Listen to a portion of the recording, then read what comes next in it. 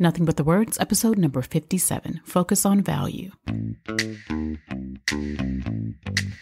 Welcome to Nothing But the Words, the podcast that gives you everything you need to know to write a phenomenal book.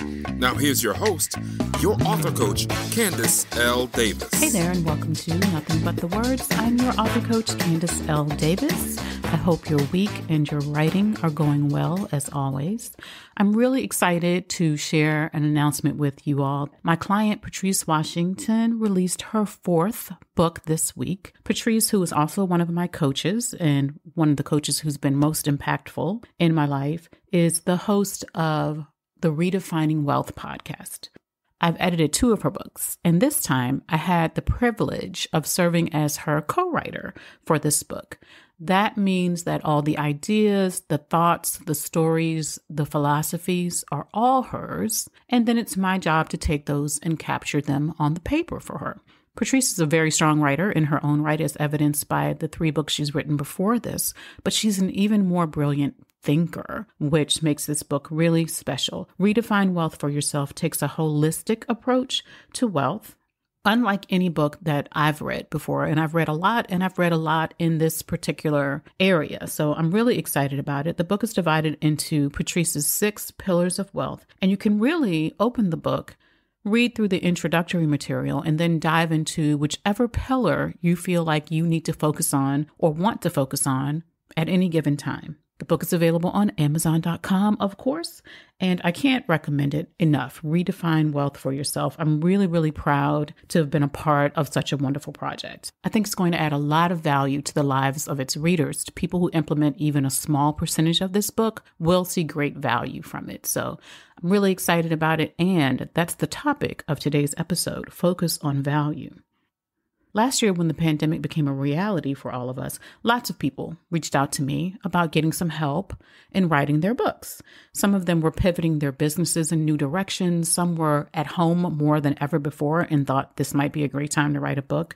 Whatever the case, several of them signed up for author coaching. Some joined my group program, Short Books, Big Results. Some hired me to ghostwrite their books, and some stayed in touch but didn't sign up for any services. It probably won't surprise you to hear that the people who signed up to get help with their books all made progress without an exception. Some of them have already published their books, and many of them are on their way to being published in the 3rd and 4th quarters of this year, just depending on what their marketing plan is and their publishing plan is for their book. I love seeing that progress. I love seeing that success. And I love that I was able to help them and guide them along the way.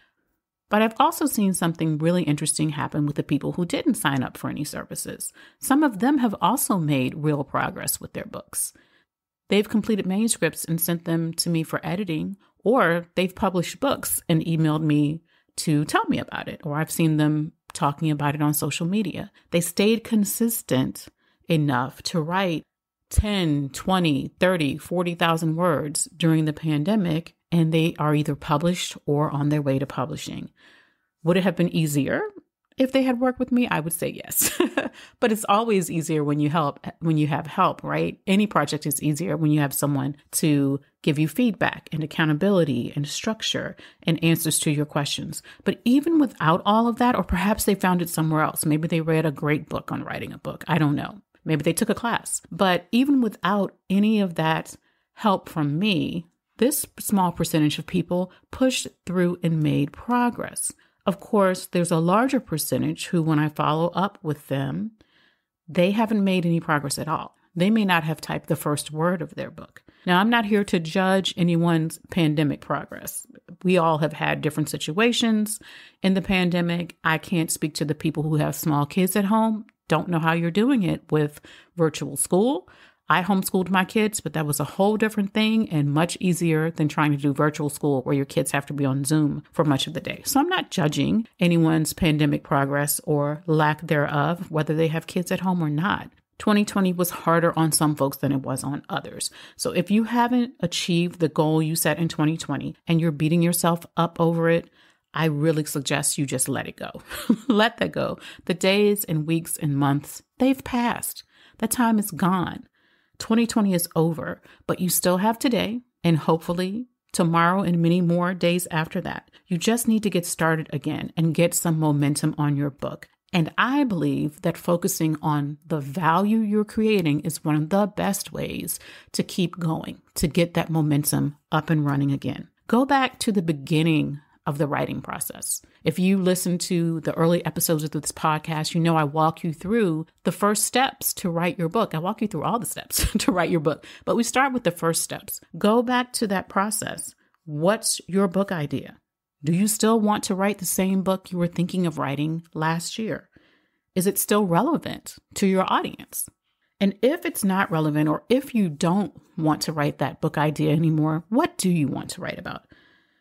Who's your one perfect reader, and what is she waiting for you to share with her? What do you want her to get from your book? How will she be changed by reading it? What will she do, think, feel, or believe differently after she has read your book? How will she be transformed? There's more to the process, of course, but I want to stop right there. How will the world be changed by your book? How will your readers be changed? How will they be made better for having read your book? This doesn't have to be anything profound, though it might be. They don't have to find enlightenment through reading your book. They may just learn how to complete a process that's important to them. But you've got to be focused on what value you want to provide.